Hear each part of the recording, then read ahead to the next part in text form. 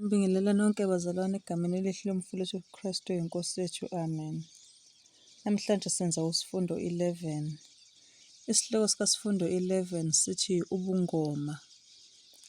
Indimana yekhanda ithatha encwadini kaThimothewu wesibili 1 uvesi 7. Cela sithandaze. Siyabonga mdala amazwe nomhlaba ukuthi usigcinile kwaze kwala. Sibonga Nkosi lesi sinkwa esivele ekhaya ezulwini osamukelisa sona njengamanje siyizwi lakho ukuze sizokwazi ukuthi nxa sisamukele ngentokozo sikwazi ukwehlukanisa emhlabeni, sibone sikwazi ukuhlukanisa futhi sibone amandla kaNkulunkulu namandla esitsha bese umuntu eyakhetha lapha akazoyamela khona. Sicela Nkosi inhliziyo nengqondo zethu ziphe ukuthula nokwamukela izwi lakho esikhathini samanje ukuze liyosisiza ekuqhubekeni bempilo. Nkosi ey'nqumweni esiy'thathayo. NgoJesu siyakhuleka, amen. So, ngisacela ukwabingelela futhi abazalwane egameni elihle lomfuthu uKristu inkosi yethu, amen.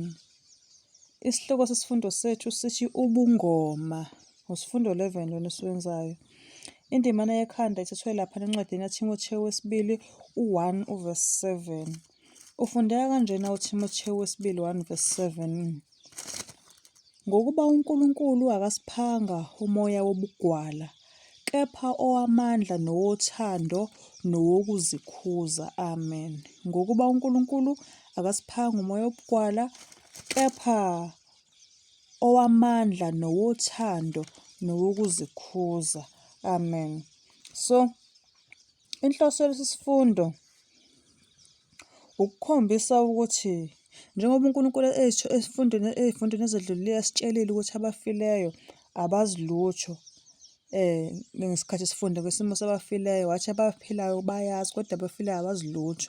Sathola futhi ukuthi uNkulunkulu usixwayisile esifundweni akade sisenza ukuthi uSathane akhathi exoshwe ezulwini akahambanga yedwa kodwa wahamba ney'ngelosi zobumnyama. Lezo y'ngelosi okuyizona ezamlekelela uSathane ezahambisana naye kanye naye khathi evukela uNkulunkulu. Lezo y'ngelosi zabizwa ngokuthi-ke ziyamadimoni. So sitholile esifundweni esidlulileyo ukuthi-ke uthi uNkulunkulu abafileyo balele kodwa amadimoni noma imimoya emibi sathola ukuthi izenza abantu abafileyo kodwa ayisibona, uyabo.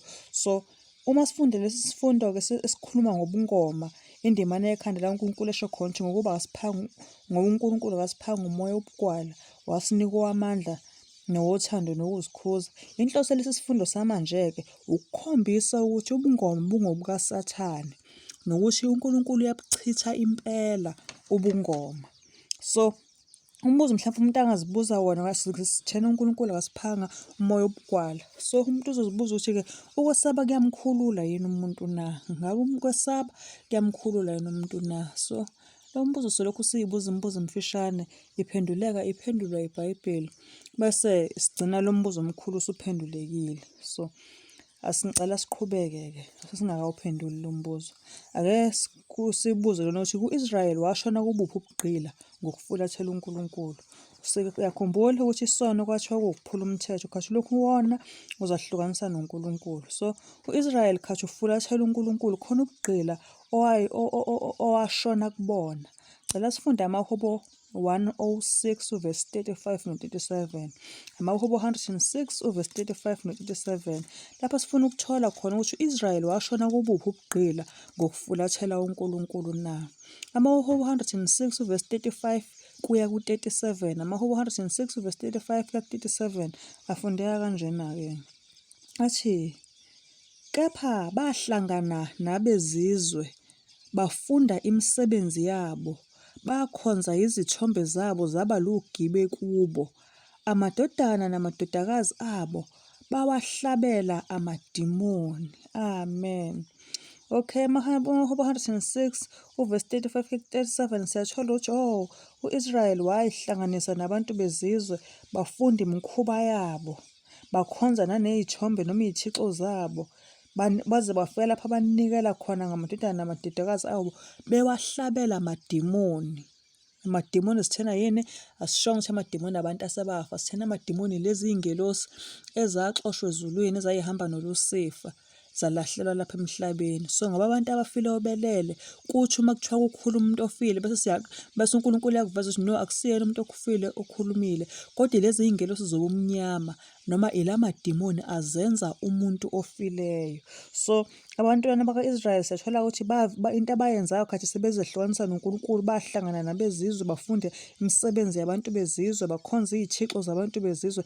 Lezo y'thixo zaba ugibe ukubona, amadodana namadodakazi abo bawahlabela amadimoni. Kusho nje baba zigqila zenkolo yamanga, uyabo, ngoba omunye uyothetha ngokuthi isigqila umuntu osetshenziswayo ongaphakelwa ukudla. Cha, ziningi iy'gqila, khona njalo ney'gqila y'katshwala, ney'gqila zama-drugs, ney'gqila zocansi, yabo. Lana ku-Israyeli uyakubonakala ukuthi lana bawubuningi ubugqila ongaphansi kwabo, kodwa njengamanje baba zigqila zenkolo yamanga, sebefunde imikhuba yezizwe, sebehlabela ney'thombe zakhona, bethengisa noma behlabela amadimoni izinto zabo abay'phiwe uNkulunkulu eziligugu.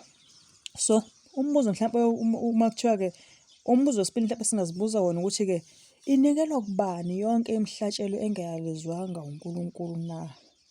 Yonke imihlatshelo enikelwayo, kodwa okungavele ey'bhalweni noma okungashongo yena uNkulunkulu ukuthi-ke ayenziwe, inikelwa kubani? Cela sifunde abaseKorinte bokuqala u-10 verse 20. AbaseKorinte bokuqala 10 verse 20 masiphendula ukuthi-ke inikelwa kubani yonke imihlatshelo engayalezwanga uNkulunkulu na? AbaseKorinte bokuqala 10 verse 20 ufundeka kanje. Uthi, kodwa ngithi, lokho okuhlatshwa ngabezizwe bakuhlabela amadimoni, kabakuhlabeli uNkulunkulu. Kepha angithandi ukuba nibe nenhlanganyelo namadimoni. Amen. Okay, kuthiwani? Konke lokho okuhlatshwa abezizwe bakuhlabela amadimoni, kabakuhlabeli uNkulunkulu. Kepha ngithanda ukuba nibe nenhlanganyelo namadimoni. Amen. Le vesi hambe ibanga elide bazalwane, ngoba miningi imicimbi eyenziwayo. Ngicela ukwenza isibonelo. uNkulunkulu laphana eBhayibhelini ukhuluma ngokuphana izipho, then kube umshado. Noma ngithi-ke mhlampe-ke ngolimi olujwayelekile uNkulunkulu ukhuluma ngokuhamba amalobolo, then bese sekuba umshado. Kodwa uthola ukuthi mhlampe mase bakhona imicimbi eminingi eyenziwayo, uthola ukuthi mhlampe-ke kuze kuthiwe-ke kuyambeswa, kumbeswa ngisho nanabantu abafileyo. Bese uthola abantwana baNkulunkulu bengekho kuleyo mcimbi, uyabo? Ngoba yini? Ngoba leyo mcimbi akuyalanga uNkulunkulu ukuthi yenziwe, noma ingabukeka ibe mihle, ibe yimpumelelo, abantu abaningi begeyine izipho ngayo, kodwa ayiyalezwanga uNkulunkulu. uNkulunkulu ukhuluma indaba yelobolo, ukhuluma indaba yomshado, angithi yabo? So mase siba khona-ke imicimbi-ke sizolokhu siyenza, yabo, sithi amasudukesi, impholisanswazi, siyembesana. Uthola ukuthi-ke abakholwayo abasayihambi le micimbi, abasafiki kuleyo mcimbi. Njengoba baqonda leya kuvesi-ke ekumaKorinte bokuqala u-10 verse 20 lapha asho khona uNkulunkulu athi, kodwa ngithi, lokho okuhlatshwa ngabezizwe bakuhlabela amadimoni, kabakuhlabeli uNkulunkulu. Kepha angithandi ukuba nibe nenhlanganyelo namadimoni. Yindaba ngoba le micimbi uthola ukuthi eminye yayo, okay, ngoba imicimbi eminingi njengamanje khona ayisuke ezweni kuNkulunkulu, iyimihlatshelo kodwa engayalwanga uNkulunkulu. Usho uNkulunkulu abakuhlabayo ngoba vele uNkulunkulu uthi akuyena okuyalile, bakuhlabela lezi iy'ngelosi zobumnyama ezawayo kanye noSathane ezulwini. Okay, so ake siyibuze umbuzo mhlawumbe ozophendula njengamanje bese lokhu sibuze umbuzo omncane. Umbuzo othi-ke, yini imiphumela yobungoma na? Yini imiphumela yobungoma na? So ake siqalela nayo ukuthi uNkulunkulu wanika myalo muni ngalabo abasebenzisa ubungoma. uNkulunkulu khona wakukhulumayo ngalabo abantu abasebenzisa umoya wobungoma. Ela sifunde uLeviticus 19 verse 31. uLevi 19 verse 31 sizwe ukuthi uNkulunkulu wayethini yena ngalabo abazosebenzisa umoya wobungoma. Uthi uNkulunkulu kuLevi 19 verse 31-ke, ningaphendukeli banamadlozi nakubathakathi, ningabafuni ukuba ningcoliswe yibo. NginguJehova uNkulunkulu wenu. Amen. Kuthiwani-ke? Ningaphendukeli kwabanamadlozi nakubathakathi, ningabafuni ukuba ningcoliswe yibo. NginguJehova uNkulunkulu wenu. uLevi bani loyo? 19 verse 31 kuthiwa ukuthi uNkulunkulu noma singathiwa sisixaye kanjani sifuna usizo kodwa singaphenduki siyolufuna kubona ngoba ukuzihlanganisa nabo kuzosingcolisa yabo ngoba into abayenzayo bona iwukuncola uyabo. So ngakho masithi uNkulunkulu ningaphendukeli kwabantu nakubathakathi ningabafuni ukuba ningcoliswe yibo. Kusho uNkulunkulu ukuthi bayangcolisana akusho uMadlamini. So enye ivesi elandelayo lama kuthiwa uNkulunkulu wanika myalo muni kulabo ngalabo abasebenzisa ubungoma. Ngicela sifunde uLeviticus 20 verse 27. uLevi 20 verse 27 unifundeka kanjena. uLevi 20 verse 27 uthi owesilisa noma owesifazane elikubo idlozi noma umthakathi bobulawa nokubulawa bakhandwe ngamatshe igazi labo libe phezu kwabo. Amen. Owesilisa noma owesifazane likubo idlozi uyakhandwa ngamatshe, ukubulawa nokubulawa bakhandwe ngamatshe igazi labo libe kubani? Libe kubona. Uthini uNkulunkulu lana? Uma uzoqaphela usilalela nje lamavesi uyaqaphela ukuthi uNkulunkulu ukwalele konke ukukhulumisana nemimoya yabafileyo. uNkulunkulu kunqabile konke ukukhulumisana nanangayiphi na indlela nemimoya yabafileyo. So ezinsukwini zamaHebheru kwakukhona abantu ababethi bakhuluma nabantu abafileyo kodwa imimoya yobungoma iBhayibheli liyibiza ngokuthi imimoya kaSathane. So umsebenzi wokukhuluma nemimoya yabafileyo wabizwa ngokuthi uyisinengiso esikhulu phambi kukaJehova, wanqatshwa kabi kangangokuthi wabekwa kwaze wabekwa ngaphansi kwesijeziso sokufa bonke abazibandakanya nokuyihlanganisa nale mimoya emibi. Indlela uNkulunkulu wayekunqabe ngayo, indlela futhi uNkulunkulu wayekumnenga ngayo. So uma siqhubeka sifundela siyothola khona inkosi kwa-Israyeli ekuthiwa igama layo uSawuli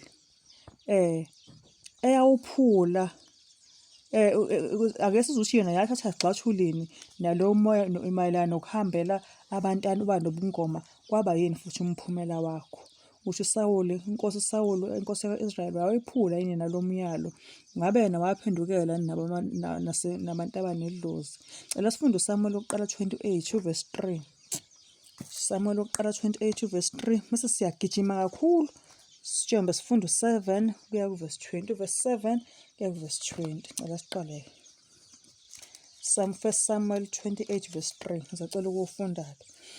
uSamuel wayewumprofethi kaNkulunkulu wayesewashona. uSawuli wayeyinkosi yakwa-Israyeli. Sengiyaqala kuverse 3. First Samuel 28 verse 3. So uSamuel wayewumprofethi wayesefile. Wonke uIsrayeli wamkhalela, wambela eRama umuzi wakhe. So uSawuli owayeyinkosi yakwa-Israyeli wayexoshile ezweni abanamadlozi phakathi kwabo nabathakathi. Cela sifunde-ke uverse 7 kuya kuverse 20 kuyona le chapter efanayo. Sengiyaqala uverse 7 ethi-ke wayesethi uSawuli kuzo izinceku zakhe, ngifuneleni owesifazane onedlozi ukuba ngiye kuye ngibuze kuye. Izinceku zakhe zathi kuye, bheka kukhona owesifazane onedlozi e-Endori. uSawuli waziguqula wembatha ezinye izingubo wahamba yena nabantu ababili ababenaye. Bafika kowesifazane ebusuku wathi, ake ungibhulele ngedlozi ungenyusele engiya kumusho kuwe.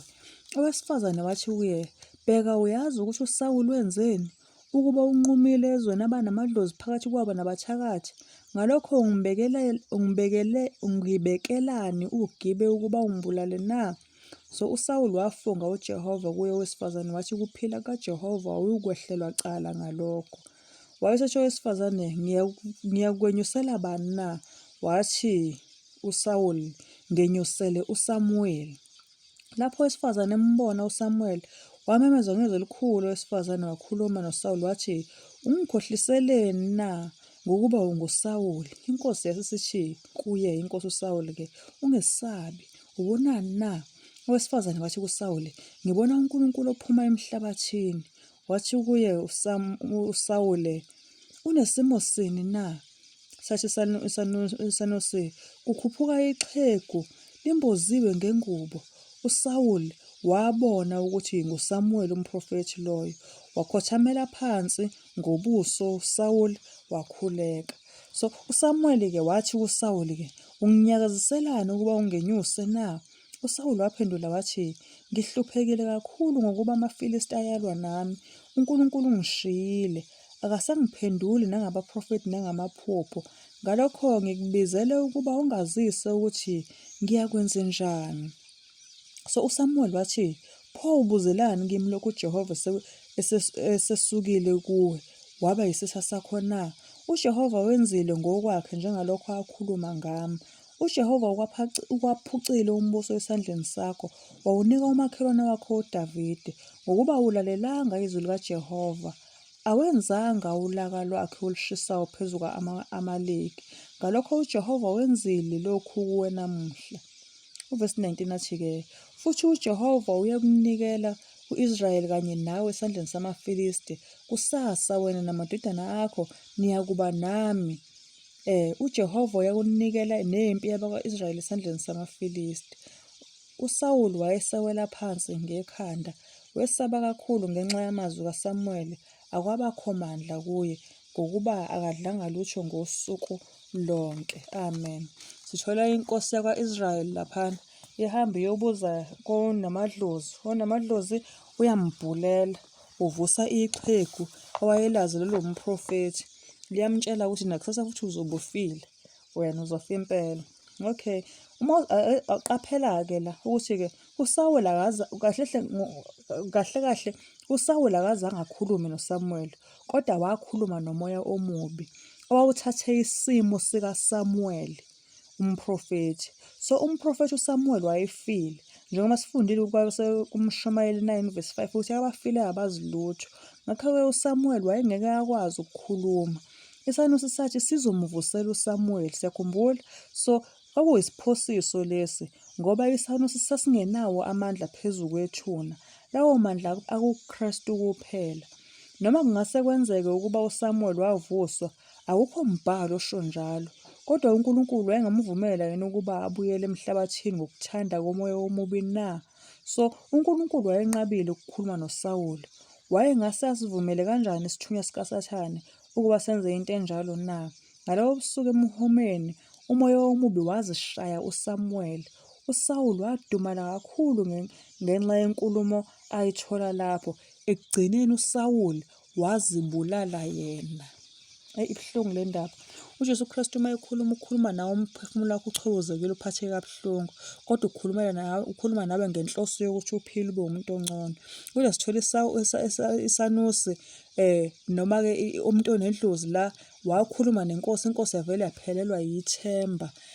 Kwafika lapho ezibulala khona yona, ngoba yini inkulumo evela esitheni omoya ayimkhuthazi umuntu, imkhombisa izindleko phezu kwezindleko, usizo phezu kosizo. Angathi uSawuli wadumala kakhulu ngenkulumo ayithola lapho kulesa sangoma sasikhuluma naye emuhumeni. Ekugcineni uSawuli wazibulala yena. So ngabe izulu lathula, kwaba ngathi aliboni ukuthi inkosi uSawuli ngiyaxolisa, ihambe yayokhuluma nabantu abanamadlozi.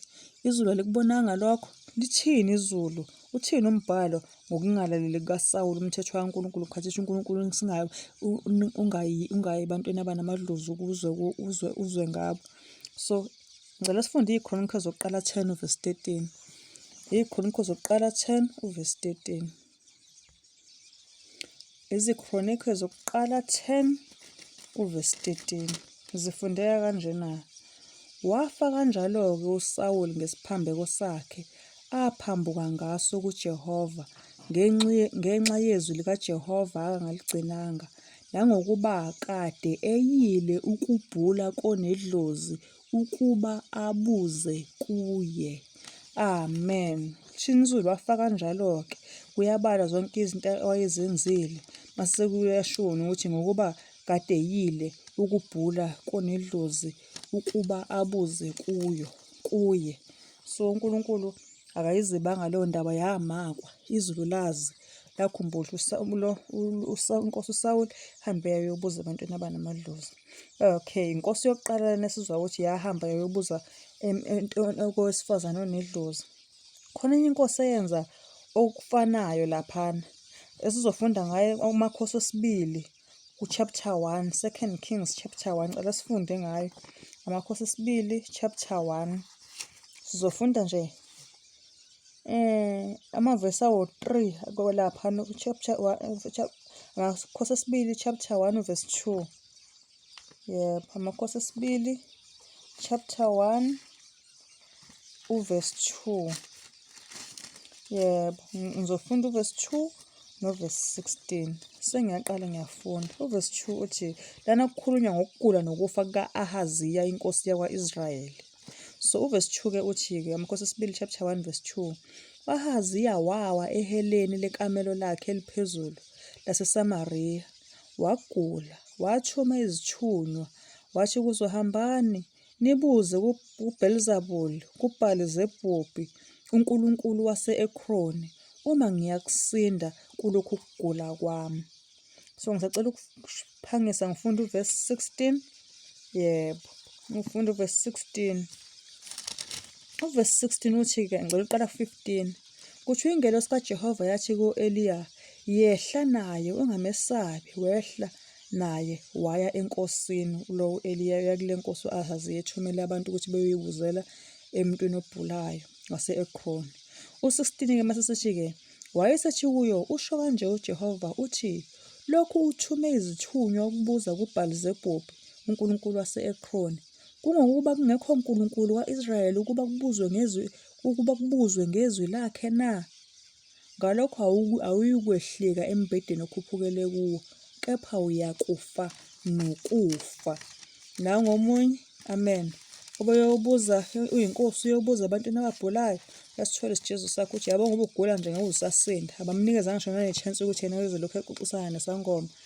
Kodwa bamthi into watshelwa uNkulunkulu ukuthi ngoba mina ngingekho uNkulunkulu, ngoba usuhamba uyobuza ebantwini abanamadlozi bezizwe, into ezokwenzeka ngeke usasinda, uyokufa nokufa. Yabo, so sifunde ngamakhosi amabili ka-Israyeli ayenza lokho. Inkosi uSawuli maqede wafa futhi naye ngokungawulaleli lo mthetho. U-Ahaziya naye futhi wafa, bafa bengakholwa bedelele uNkulunkulu. Cela sifunde umbuzo-ke, mhlawumbe umuntu azozibuza wona ukuthi-ke, ukuthemba ubungoma buyomvimbela yini umuntu ukuba angawuboni umbuso kaNkulunkulu na? Ukuthemba nomoya wobungoma ngabe kuyomvimbela yini umuntu ukuthi abone umbuso kaNkulunkulu na? Cela sifunde kwabaseGalathiya 5 uverse 18 kuya ku-21. Galathiya 5, okay, Galathiya 5 verse 19 kuya ku-verse 21. Galathiya 5 verse 19 kuya ku-verse 21.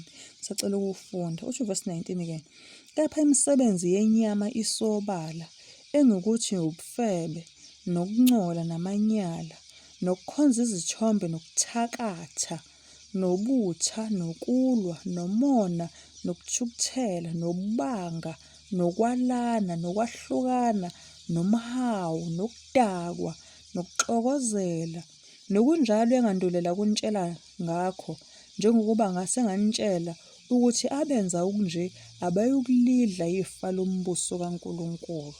Impela cha, akukwazi, kubalwe nabathakathi la. Mawuqaphela-ke, ubungoma nabo bubaliwe kulolu hide lwezono zenyama ezizovalela abantu ngaphandle kombuso wezulu. So ekukholelweni emandleni obungoma nokuhlala ngokwesaba kuyisinengiso kuNkulunkulu njengokubenza ubungoma.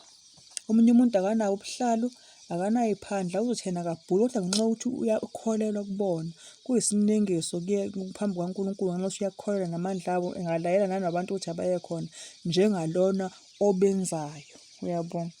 Okay. Mhlawumbe umbuzo umuntu azozibuza wona ukuthi-ke, obani okuthiwa bagcinelwe ichibi lomlilo na? Khona abantu ekuthiwa ekugcineni bagcinelwe ichibi lomlilo. Cela sifunde Isambulo 21 verse 8. Sithole ukuthi obani laba ekuthiwa Nkosi yami bagcinelwe ichibi lomlilo na? Isambulo 21 verse 8 sithi, kepha amagwala, nabangakholwayo, nabanengekayo, nababulali, nezifebe, nabathakathi, nabakhonza izithombe, nabo bonke abaqamba amanga, isabelo sabo siya kuba sechibini elivutha umlilo nesibabuli, okungukufa kwesibili.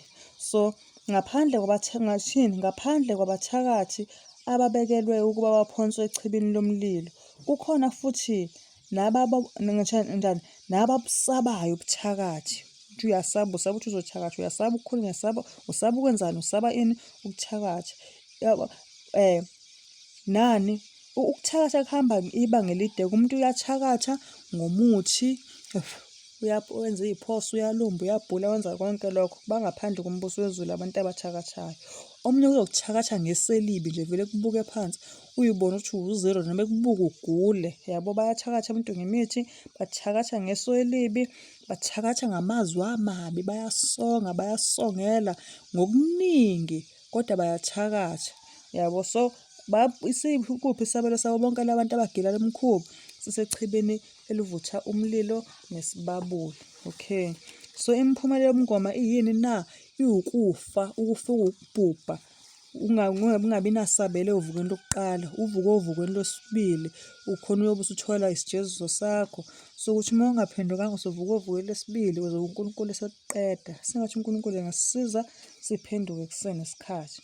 So umbuzo omkhulu esizozibuza wona ukuthi uNkulunkulu uzosivikela kanjani ekuthakathweni na? uNkulunkulu uzivikela kanjani ekuthakathweni na? Kodwa-ke siqalelana sibuze ukuthi-ke abantu bakaNkulunkulu kufuneka ukuba babuze kubani njalo. Okay, nabantu bakaNkulunkulu uzohamba kuhambe bebe nokungaqondi, kufuneka kube khona lapha ababuza khona. Bazobuza kubani? Cela sifunde Isaiah 8. Isaiah 8 uverse 19 noverse 20. Isaiah 8 verse 19 noverse 20. Isaiah 8 verse 19 noverse 20 uthi, lapho bethi kini, funani kwabanamadlozi. Alright, ngisacela ukuyiqala phansi.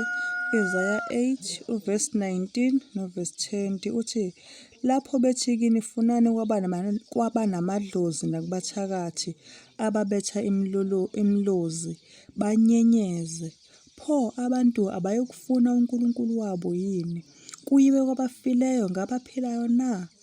Emthethweni-ke nasebufakazini, impela lelizwi abalikhulumayo alinakho ukusa.